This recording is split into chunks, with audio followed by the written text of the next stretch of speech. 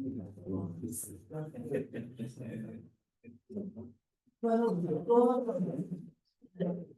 a paz do nosso Mestre Jesus esteja presente em nossos corações.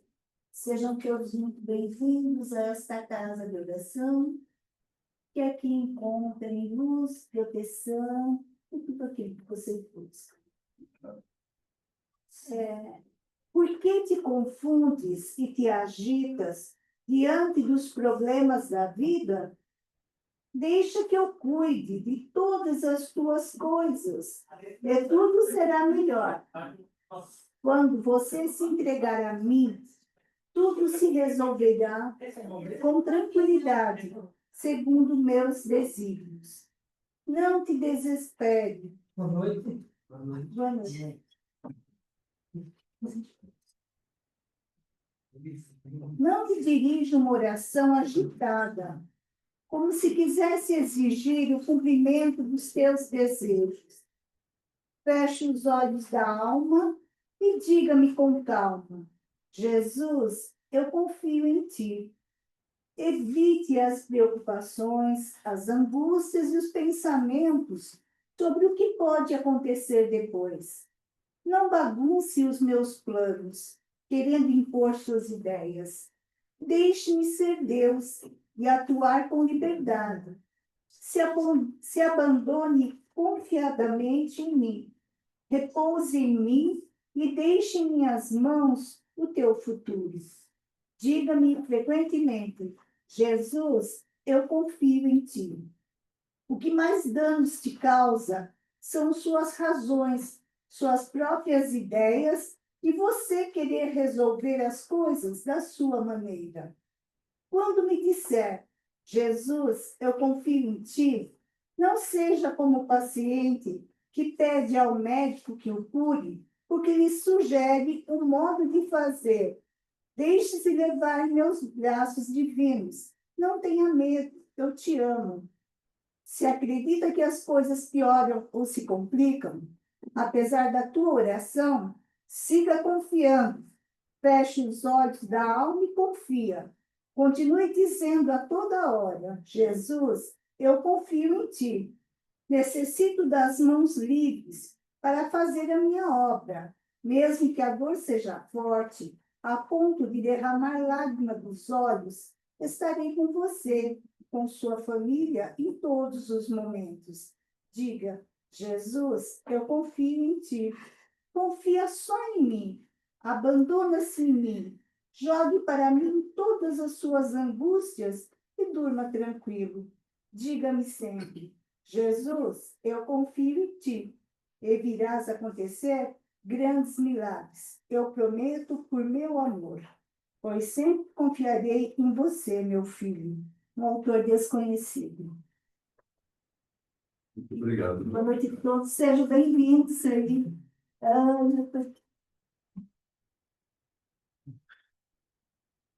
Boa noite, senhores. Para quem não me conhece, Germano, é o seguinte. Hoje, contente, eu estou vendo nosso centro com bastante gente e muito mais desencarnados do que encarnados, acredita. E hoje é o nome da nossa, que não é uma palestra, é uma conversa espiritual, um bate-papo que a gente tem a respeito da nossa doutrina e as coisas que o Espírito nos traz.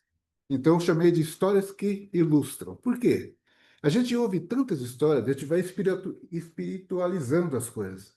Aí você começa a ouvir algumas histórias, aí você começa a ter uma visão, sabe? Automaticamente você começa a ver aquilo que você ouve com os olhos do Espírito. Isso é gradativo. Quanto mais você se envolve, quanto mais você se entrega a praticar o bem, a viver dentro do Evangelho, isso vai aumentando no dia a dia em você. Você nem percebe. Então, o que acontece? Tem histórias que são especiais, né? E hoje nós vamos falar um pouco, vamos caminhar por esse caminho das histórias aí. São histórias simples, do dia a dia. Mas aqui a gente não vai parar apenas na história. A gente vai parar um pouco e dar uma olhada e analisar essa história um pouquinho depois, com os olhos do Espírito. Se fosse aplicado ao Espiritismo, se a gente visse isso com os olhos do Espírito, como é que a gente ia ver isso, né? Quando a gente olha para esses episódios aí à luz do Espiritismo, percebe que a vida nunca fala com a gente à toa. Sempre ensina, sempre tem alguma coisinha que você pode tirar de conhecimento para aplicar na sua vida, né? Então vamos ouvir, vamos conversar, vou contar uma historinha e nós vamos falar um pouco nós vamos analisar isso e ver o que é que essa historinha pode mostrar para a gente. Sim, parece ter uma história boa, mas a gente vai ver como é que essas coisas caminham. Vamos sentir e interpretar juntos esse negócio, né? Para a gente levantar a inspiração, ter mais fé, aceitação e ver o que essas histórias podem nos ensinar. Por exemplo, alguém conhece a história da árvore confusa? Então vou contar. Contar a história eu adoro, né? Então é o seguinte: diz que tinha um jardim onde tinha muitas coisas. Tinha macieira, laranja, pera, rosas, muitas flores. E era um jardim feliz. Só que tinha uma árvore que era triste, uma só, dentro do pomar. Aí ela estava confusa. Por quê? Porque ela não sabia o que ela era. A macieira falava para ela assim, que elas conversavam, tá? A macieira falava: por que você não tenta dar maçã? É muito fácil. E nasce uma maçã bonita, você se sente realizado. A rosa, aquela roseira que estava do lado, falava: não, pô. É muito mais legal se você desse flores. É colorido, você traz alegria, você traz não sei o quê. A pera falava a mesma coisa. E a árvore triste. Por quê? Porque ela não sabia. Ela não dava fruto. Então ela não sabia o que que eu faço. Ela vivia triste, porque ela vivia murcha, porque ela não sabia exatamente quem ela era. Um dia, passou por lá, no jardim, uma coruja, muito sábia, e foi e pousou no galho dessa árvore. E ela viu que a árvore estava chorando. Aí a coruja perguntou para a árvore assim: mas por que você chora? Falou: eu choro porque justamente eu não sei o que eu faço, já estou perdida. Aqui eu estou no meio, todo mundo ali a dar maçã, a outra flor, a outra pera, e eu não sei o que eu faço. Por isso estou confusa. Aí a coruja parou. Falou: não, olha, sabe o que falta para você? Falta você parar e ver qual é o seu propósito. Você não está percebendo isso. Para um pouco. Pensa o que você é. Aí ela ficou lá, pensando. Aí a coruja falou para ela assim: eu vou te dar uma ajuda. Você, não adianta você querer dar frutos. Não adianta você querer dar maçã. Você não é isso. Olha para você. Olha o seu porte. Você é forte. Você é alto. Você tem galhos. Você não está percebendo que os passarinhos pousam em você para descansar? Você não percebe a árvore, a sombra que você dá? Tanto de animais e pessoas que ficam debaixo de você? Você é um carvalho, meu amigo. Não é porque é Germano Carvalho, não, estou falando você é um carvalho, meu amigo. Você é majestoso. Você tem o seu valor. Não tente dar roseira, não tente ser roseira, não tente ser maçã, porque não é o seu propósito. O seu propósito é segurança, o seu propósito é descanso, o seu propósito é proteção. Você é um carvalho, você é a árvore mais portentosa desse jardim. E aí o carvalho falou: nossa. Não é que realmente eu tenho importância? E a partir daquele momento, a árvore deixou de ser confusa. E o jardim ficou melhor ainda, porque tinha ela para proteger. Uma história bonita? É lindo. Por quê? Mas agora, se a gente parar um pouquinho e falar: bom, e aqui é uma palestra espírita, o que tem a ver? A árvore confusa com o espiritismo. Vamos dar uma olhadinha. Vamos ver ela. O jardim da história. Ele pode representar, ou representa para nós nessa história, a Terra. Aqui na Terra a gente tem o quê? Um a um, os espíritos se reúnem, cada um com o seu propósito. Nenhum é igual. É igual num jardim. Lá tinha macieira, lá tinha laranja, lá tinha pera. Cada um tem o seu valor. As diferentes árvores, flores que tinham lá no jardim, é as múltiplas expressões da criação divina. Deus, quando criou, não criou não, todo mundo igual. Criou várias, todo mundo diferente, com diferentes propósitos. E a árvore confusa, ela representa, se você olhar do Espiritismo, aqueles espíritos que ainda estão confusos, está em busca de si mesmo. É a árvore confusa. Ele não sabe, ele não descobriu ainda, o espírito não descobriu ainda por que ele veio. Essa é a nossa missão. O mais importante na nossa vida aqui, o nosso espírito, é fazer igual a árvore e procurar, tentar saber exatamente qual é o nosso propósito. Qual é o seu propósito? O seu propósito é vir formar uma família, ter filho, cultivar o bem que tem em cada um. O seu propósito qualquer, eu vim aqui, o propósito maior de todo mundo aqui na Terra, quando nasce, é progredir, é caminhar, é subir, né? O espírito. Mas todos nós temos caminhos diferentes. E a árvore que estava lá confusa, o que faltava para ela? Justamente a consciência espiritual, né? Porque ele ficava se comparando com os outros. Isso acontece conosco. Às vezes, nós temos o nosso valor e nós miramos o outro querendo ter os mesmos valores que o outro tem, querendo fazer as coisas que o outro faz para obter o benefício para nós. Mas não é assim. Não deve ser assim, porque o seu valor, o teu caminho, você tem que achar. É igual a árvore. A hora que ela descobriu, ela foi. A mesma coisa vai acontecer conosco. Se nós tentarmos viver a vida do outro, a gente não vai chegar ao propósito espiritual. Está lá. Aqui o Espiritismo fala: o homem não se recorda do que foi nem do que fez, senão de uma maneira especial. Todos nós já nascemos com Alzheimer, né? A gente vem para cá e não lembra as encarnações que nós passamos. Nós já nascemos com falta de memória. Mas não se iluda. Tudo que você viveu nas outras encarnações está contigo. Você pode não lembrar fisicamente, mas espiritualmente ele está aí e está junto contigo. E o caminho você tem que achar. Não seja árvore confusa. Porque se você fosse ficar se comparando com as outras pessoas, como ela faz isso, comparando com a macieira, com a manga, com a rosa, você está negando a sua própria natureza, né? Em vez de você procurar o seu aperfeiçoamento individual, trabalhar na sua cooperação, você vai estar vivendo, tentando viver a vida do outro, sendo frustrante. Você vai estar frustrado porque a vida do outro não é a sua. Faça igual, descubra o seu valor, faça igual a árvore. A partir do momento que ela descobriu o valor dela, que ela viu que realmente ela tem o seu caminho, a partir daí ela começou a ser ela mesma. E com certeza ela encontrou um caminho melhor. E trazendo para a nossa vida é exatamente isso que acontece. A partir do momento que você se descobre, você deslancha. Por quê? Porque tudo trabalha a seu favor, né? Você tem um caminho lá e quando dá aquele estalo que você descobre, é porque você está dentro da missão que te foi dada. Ponto. Na visão espírita, isso explica muitas vidas de espíritos infelizes, né? Espíritos que reencarnam com dons específicos. O cara tem um monte de dom, mas ele não faz, ele não aceita. Por quê? Porque ele está tentando usar o dom que não é dele, é do outro. Então, vale para a gente realmente trabalhar nisso. E a coruja que apareceu lá? A coruja pode ser comparada ao mentor espiritual. Aquela voz que vem quando você mais precisa. Que às vezes a gente está com tanto problema e parece que vem uma vozinha assim, né? Alguma coisa que acontece, fala, olha, não, o caminho não é esse, o caminho é outro, vai por ali. Então a coruja foi o espírito protetor dessa árvore. E ela não deu muita coisa, concorda? Ela não fez muita coisa. O que que ela fez? Ela só mostrou o caminho. Falou, acorda, meu amigo, né? Acorda, você é grande. É a mesma coisa que acontece conosco. Às vezes a gente está desanimado, você está, poxa, eu não estou vendo alternativa. E de repente acontece vem alguém, um fato, um livro, uma palestra que você assiste, parece que abre a tua cabeça. É o caso é o mentor, porque a espiritualidade usa N caminhos para chegar até ti. Já pensou se a espiritualidade ficasse esperando as pessoas virem numa casa espírita para que ele possa trabalhar? Ele está perdido, porque não, pouca gente não, eles têm vários caminhos para chegar, para atingir os seus objetivos, né? E a coruja é o nosso mentor. É o trabalho dos bons espíritos. Não dá muita coisa. Eles não interferem do seu livre-arbítrio, mas eles inspiram, esclarecem, consolam.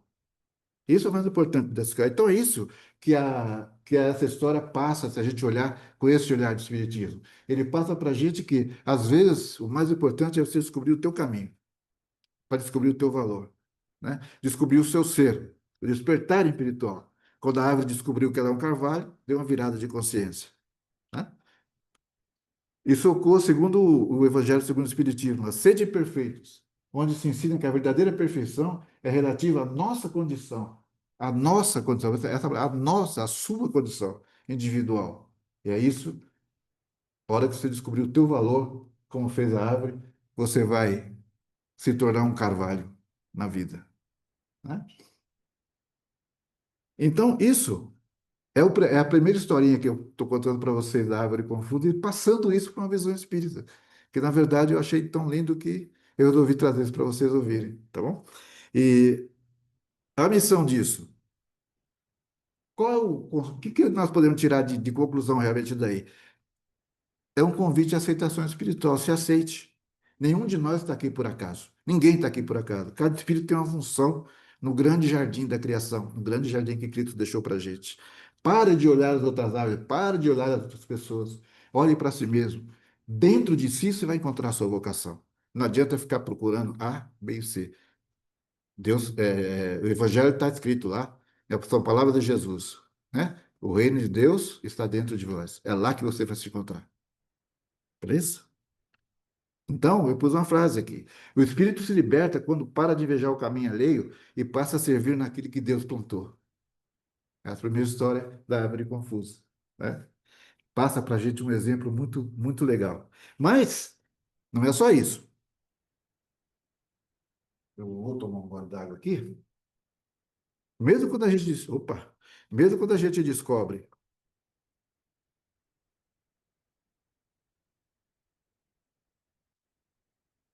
quem a gente é, o nosso caminho, às vezes nós precisamos fazer. Deixa eu tentar botar aqui. Ainda resta o desafio de a gente perceber como é que a gente olha o mundo. Porque o que a gente enxerga aí fora, o que a gente vê, é sempre, né, o reflexo daquilo que nós carregamos dentro. Aquilo que a gente consegue ver no seu relacionamento, no seu dia a dia, no seu viver, você vai ver exatamente aquilo que você carrega. Se você carregar o bem, você vai ver bem em todos os lugares. Se você não carregar tanto bem assim, você vai começar a ver coisas más em tudo que você olhar, né? E por isso, a gente tem, eu vou contar uma outra história, que é uma segunda. Além de descobrir o que a gente exatamente é, essa é a historinha mais legalzinha. Ela chama Casa dos Espelhos. É uma história simples, mas bonita. Que tinha uma cidade muito longínqua, onde ninguém tinha visto um espelho ainda, naquela cidade. Não tinha espelho. Mas eles tinham ouvido dizer que perto dali tinha uma casa de espelho. Aquelas casas que tinham um monte de espelho. E aí a curiosidade era total. E nessa cidade morava um menino bonzinho, aqueles meninos, amor de criança, aquele que já tinha o espírito bom, moleque brincava com todo mundo, educado. E esse menino, curioso, falou: Ah, não, eu ouvi dizer que tem uma casa de espelho, eu quero ir lá ver como é que é, eu estou muito curioso. E aí ele foi. Ele pegou e foi. Aí ele foi pelo caminho, aquele caminho, ela disse que era longe. Ele foi por aquele caminho, mas ele estava tão de bom humor. Ele foi brincando e cumprimentando as pessoas, era longe. Ele foi andando, de repente ele chegou. O caminho ficou curto, né? Porque o caso que ele estava levando alegria, tanta coisa boa. Aí ele chegou, olhou, olhou a casa e falou: Olha que linda, que casa linda, olha a cerca e aquela casa bonita, eu vou entrar. Aí ele foi na ponta do pé com medo, que ele nunca tinha visto espelho. Aí ele chegou na casa de espelho, colocou a cara assim. Aí ele viu aquele monte de menino, ele viu um monte de menino lá dentro, todo mundo olhando para ele. Aí ele sorriu. Aí todo aquele monte de menino sorriu para ele. Aí ele fez tchau. Aí todo aquele monte de menino que estava lá dentro deu tchau para ele. Aí ele fez careta, assim, brincando. Ele fez, mostrou ali, ficou brincando. Todo mundo, os meninos lá fez. Ah, ele ficou maravilhado. Mas foi muito bom. E voltou pelo caminho, do mesmo jeito, né? Ficou de bom humor. Chegou na cidade, estava todo mundo na praça. Ele falou: Ah, eu fui na casa de espelho. E como é que é lá? Ah, lá é maravilhoso. Eu cheguei lá, o caminho é legal, aí a casa é bonita. Eu cheguei lá, tinha um monte de menininho, tudo parecido comigo. Mas ó, aí todo mundo estava rindo.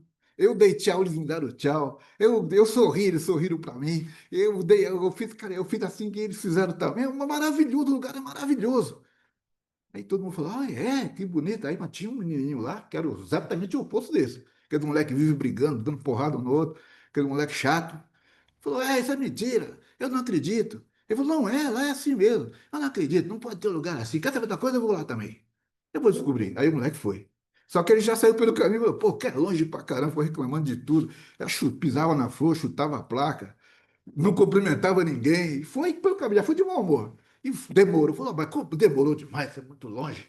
Aí chegou lá, viu a casa, eu, que é bonito, nem é bonito, a casa é velha. Cara, olha a cerca. E foi, entrou. Entrou, falei, mas eu vou entrar. E foi também na ponta do pé. Aí botou a cara lá, aquela cara feia, de poucos amigos, né? Ele botou a cara assim, aí aquele monte de menino, tudo de cara feia, feia para ele, né? Aquela de mau humor, né? Aí ele falou, puta que pariu. Todo mundo fez para ele. Aí todo mundo para ele também. Entendeu? Igual, igual. Ele falou, Marquinhos, porra, que isso aqui é um inferno. Aí sai, voltou e foi lá. Chegou lá na praça, o menininho tava lá, você é mentiroso, rapaz. Cheguei lá, uma casa feia, só tinha gente mal educada, o cara me xingando e não sei o quê, bravo, né? Aí ficou aquela discussão na praça, o menininho dizendo que era lindo, o outro dizendo que era uma porcaria, porque só tinha gente ruim, só tinha gente que mostrou o dedo para ele, aquela cara feia. Aí tinha um senhor, falou: Não, vocês estão discutindo, mas na verdade é o seguinte: quando era criança já tinha ido na casa também. Falou: Na verdade, você tem que ver o seguinte: a vida só mostra para você aquilo que você transmite, aquilo que você leva é aquilo que você traz. E é o que foi que aconteceu. O menino que chegou feliz, só tinha espelho. O outro que chegou mal educado, chegou daquele jeito. Os dois receberam aquilo que levaram. O que você leva é o que você recebe, gente. Então a casa do Espírito tem essa historinha é bonita, é gostosa de ouvir. Mas, se a gente for olhar ela sobre o olhar espiritual, a gente pode tratar assim, ó, o espelho da vida, reflexo da alma. A vida material é um reflexo do mundo interior. E é. Aquilo que nós pensamos, sentimos e emanamos, o universo nos devolve. Isso é lei, e é lei universal. Assim como o menino alegre lá viu alegria e o zangado viu feiura, nós também vemos o mundo, o reflexo do que nós temos dentro de nós. O bem atrai o bem e o mal atrai o mal. O bem atrai o bem e o mal atrai o mal, como eu disse atrás. E a casa do espelho simboliza uma coisa simples, a lei de causa e efeito, que é a nossa lei de ação e reação, a lei de causa e efeito. É justamente isso, nada mais do que isso. Cada atitude, pensamento e vibração que você tem, retorna na forma correspondente. Então a gente tem que vigiar o pensamento, né? Que o pensamento é o ensaio da ação. Então a gente tem que vigiar o pensamento para que as coisas que a gente emana venham. O menino feliz encontrou sorriso, porque a alma dele vibrava. O outro, que levou a amargura, encontrou amargura. Eles foram. Repara como o caminho do primeiro menino, né? Embora longo, é o mesmo caminho, pareceu curto, leve e agradável. Por quê? E o do outro pareceu interminável. As vibrações espirituais que nos cercam. Cada um carrega com você, carrega com você, eu carrego comigo, o Vitor carrega com ele, todo mundo. As vibrações que você emana, é que você leva aquilo que você tem. Quem caminha resmungando e revoltado, que nem um menino, baixa a frequência. Então, quem vive em casa reclamando da vida. Não. Cada vez que você reclama da vida, cada vez que você desanima, você baixa a tua frequência. E você se torna alvo dos obsessores, você se torna alvo de atrair perto de você aqueles que estão no mesmo caminho. Então a gente tem que trabalhar e mudar o estado íntimo. Ele fala reforma íntima, sim. A reforma íntima é ampla, mas ela começa por algum lugar. Então comece por aí. Comece no seu pensamento, mude a sua linha de pensamento. Tente levantar o seu astral, que a reforma íntima vai vir junto. Como ensina o Espírito Lázaro, a felicidade é uma conquista do interior, não é uma dádiva exterior. A felicidade ninguém te dá, você tem que conquistar. Porque não existe alguém que vai na sua casa levar a felicidade. Mas você pode criar a felicidade dentro de você. A felicidade é sua conquista, se você começar aí, cara. Aí não adianta a gente tentar encontrar felicidade lá fora, porque além do mundo ser duro, não existe alguém que venda isso para você. E a vida não é mole para ninguém. Para espírita, para evangélico, para católico, a vida é dura. A gente tem que saber disso, fazer o bem e seguir em frente, buscando esses caminhos. E o velho sábio da história, a voz. Olha lá, a voz do espírito protetor. Lembra do velho? Ele falou: Não, olha, é como a vida. Olha para a gente do jeito que a gente olha para ela. É a lei do retorno espiritual, né? É como se o mentor, invisível aos olhos dos meninos, tivesse dado explicação moral da lição. Porque é assim que agem os espíritos superiores. Eles não interferem, mas eles oferecem a chave de entendimento. Não espere que a espiritualidade venha aqui e resolva os teus problemas. Não vai fazer isso, né, Lurdinha? Ela não vai resolver os teus problemas, mas ela te dá inspiração, ela te dá força para você ir lá e lutar, porque tudo depende de você. A gente tem que lutar pelas nossas coisas, né? Não importa as coisas materiais, isso é lógico, a gente tem que lutar, e as coisas espirituais, mais ainda. É muito mais difícil progredir espiritualmente do que progredir materialmente. Se materialmente já é difícil, mas a gente consegue. E o mundo facilita. Se você for uma pessoa talentosa, você trabalhar e tiver talento e coragem, é muito mais fácil você conseguir as coisas materiais. Agora, se você não nascer, não lutar pelo seu espírito, é muito mais difícil você progredir espiritualmente do que materialmente. Isso não tenha dúvida. E o velho é o símbolo da voz da consciência, o espírito protetor. O velhinho que falou: olha, para de brigar, a vida é assim, é assim. Esse cara, a gente olhando, comparando a história na visão espiritual, ele é a voz do espírito protetor. E a mensagem final dessa história? Cada alma projeta no mundo a própria imagem espiritual. Quem vive na luz reflete luz, quem vive na sombra vê o mundo escuro. A felicidade não está lá fora, está no modo como olhamos e sentimos a vida. Assim, o Espiritismo nos convida ao quê? A limpar os espelhos da alma. Quais são os nossos espelhos da alma? O coração, a mente e as intenções principalmente, para que a vida devolva para a gente a paz e a harmonia. O exterior é a imagem do interior, né? Você vai, é que eu comentei antes, você vai ver aquilo que você carrega. Quem busca o bem encontra o bem. Bem, aí está lá, bem-aventurados que são brandos e pacíficos. Esses vão ter felicidade. Então, você vê, é uma história, não é uma história simples, mas que dá para a gente tirar um monte de lição bacana disso. Ó, a vida é o espelho da alma. Devolve o que o coração projeta. Mas não é só isso. Mas não é só isso. Agora tem a última historiazinha para a gente contar e a gente tirar algumas conclusões.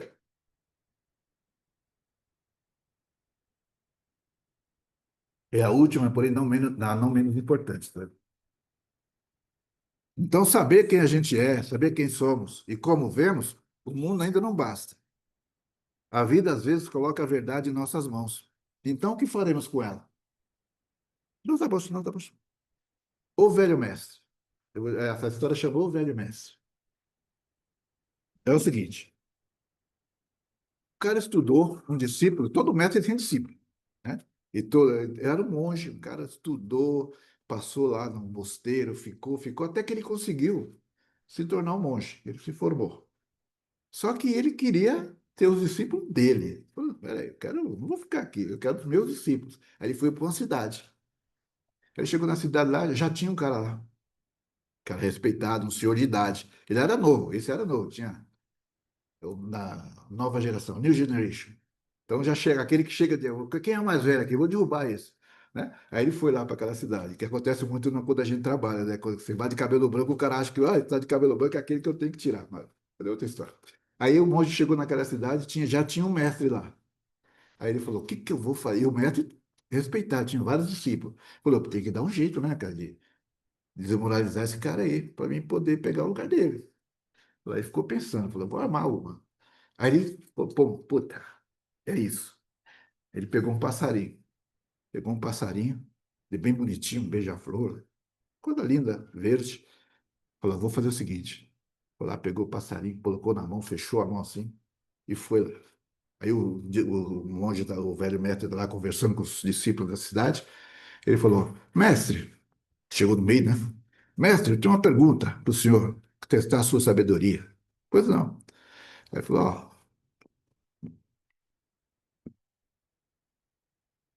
eu estou aqui a mão, eu estou uma coisa na mão. Qual é a verdade? Qual a verdade? Mostra o que era. Ele falou: eu tenho algo na mão aqui. Qual é a verdade? A intenção dele. Se o mestre falasse, né? Abre a mão, solta. O que que ele faria? Ele abre a mão, se o cara falar, não, a verdade está fora da sua mão. Ele apertaria, mataria o bichinho e falaria: pô, o senhor errou. A verdade não estava aqui, está morto.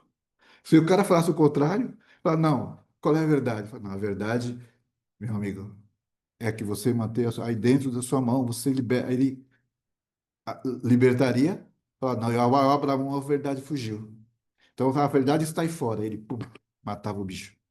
Onde é que está a verdade? A verdade está dentro de você. Ele pum, abriria a mão e falou: não, então a verdade fugiu. E de qualquer jeito, ia tirar a moral do mestre.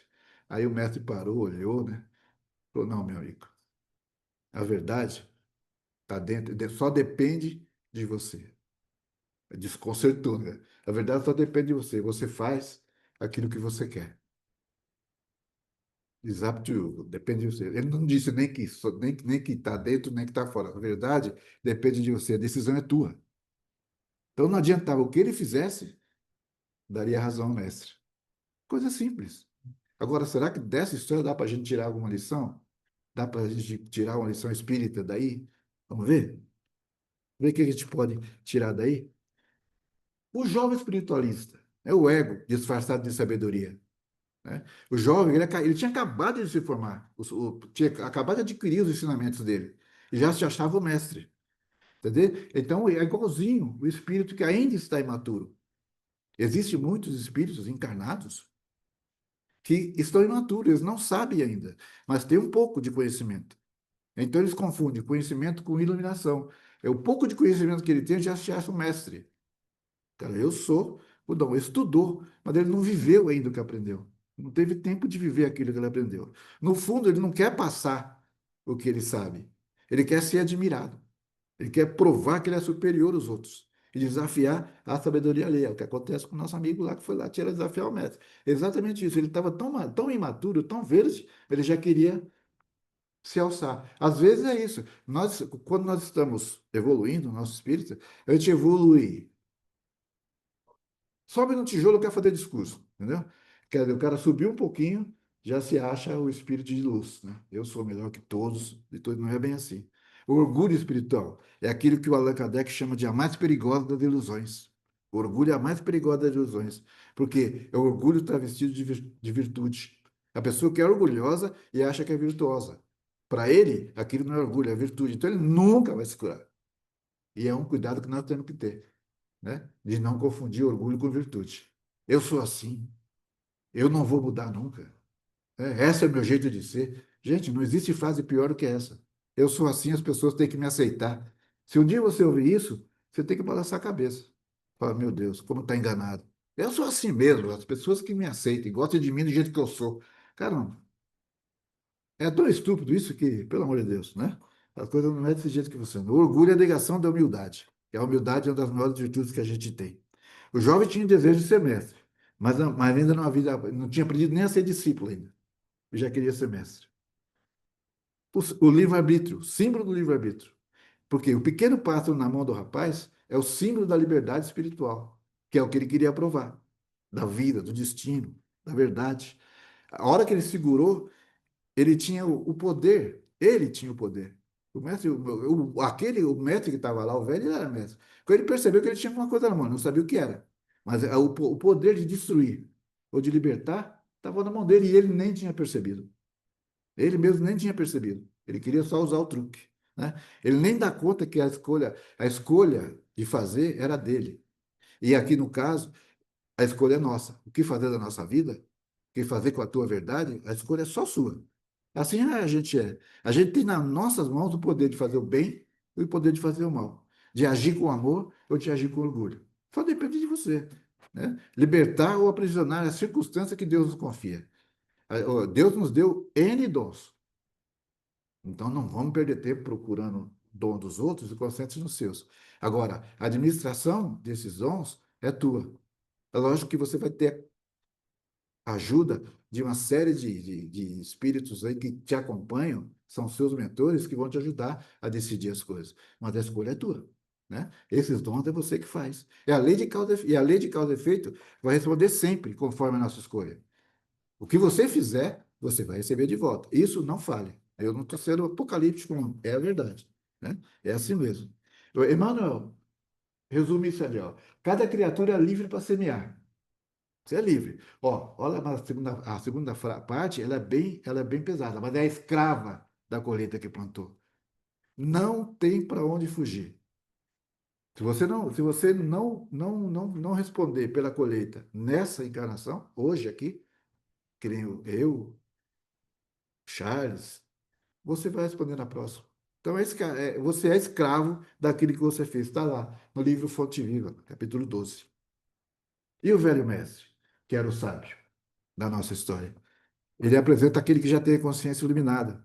Aquele espírito que já superou a necessidade de vencer debate. Ele nem se preocupou, porque a resposta para ele estava tão natural que ele nem se respondeu. Então, a verdade, ela não se impõe. Ela se revela para quem está pronto para chegar. Porque às vezes a verdade está clara e a gente não vê. A hora que você atingir o ponto exato, você vai ver. A verdade só se revela nesse momento, né? A vida responde melhor a qualquer argumento. O cara passou semanas imaginando o truque, chegou lá, não funcionou.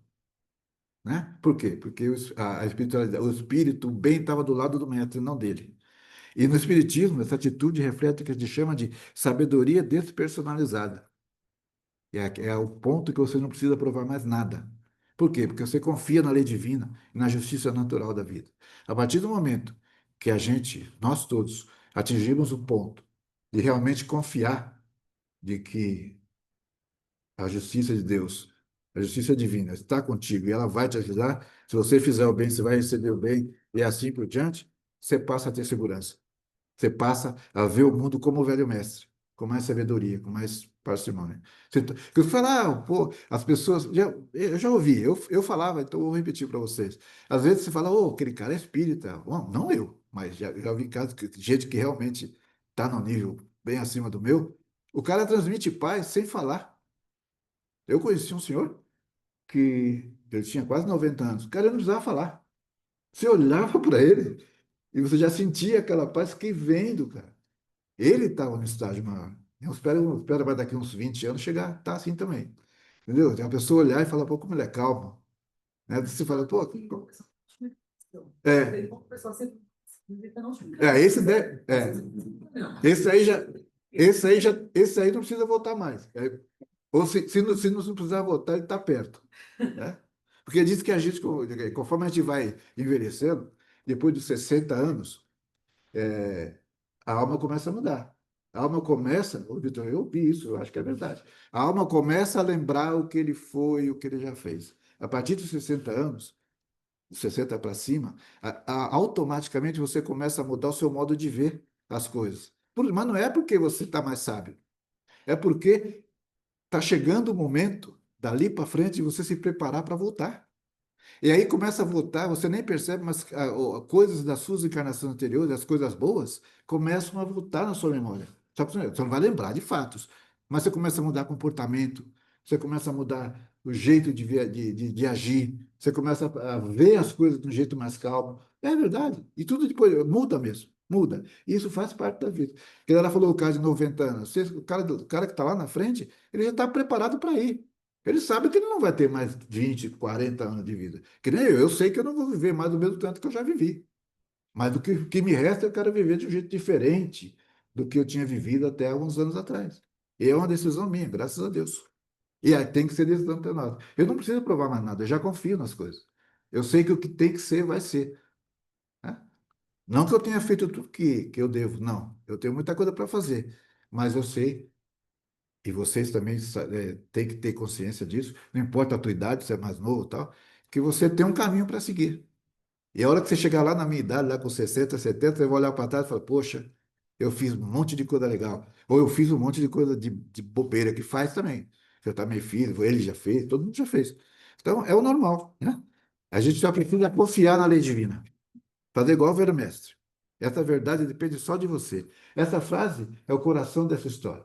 Ela traduz o livre-arbítrio e a responsabilidade moral do ser humano. Princípios centrais da doutrina espírita. A verdade não está na mão do mestre, nas intenções do discípulo.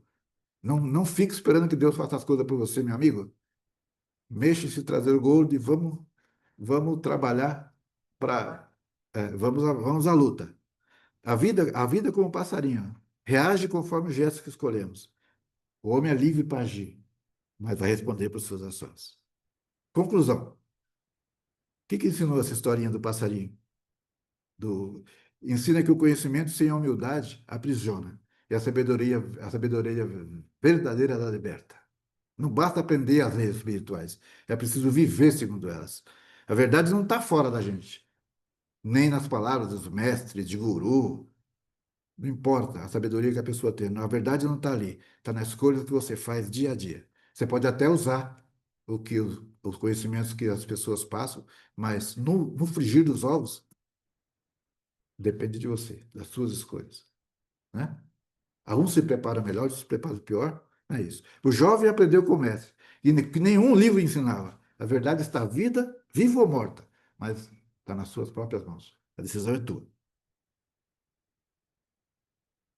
Bom, gente, são três historinhas que eu tinha para contar e colocar a visão. espírita. Vitor, só aumenta um pouquinho o som, um pouquinho o som. E para terminar, também não ficar falando, eu vou botar um cara com uma voz bem bonita falando aí, para a gente encerrar a nossa palestra, tá bom?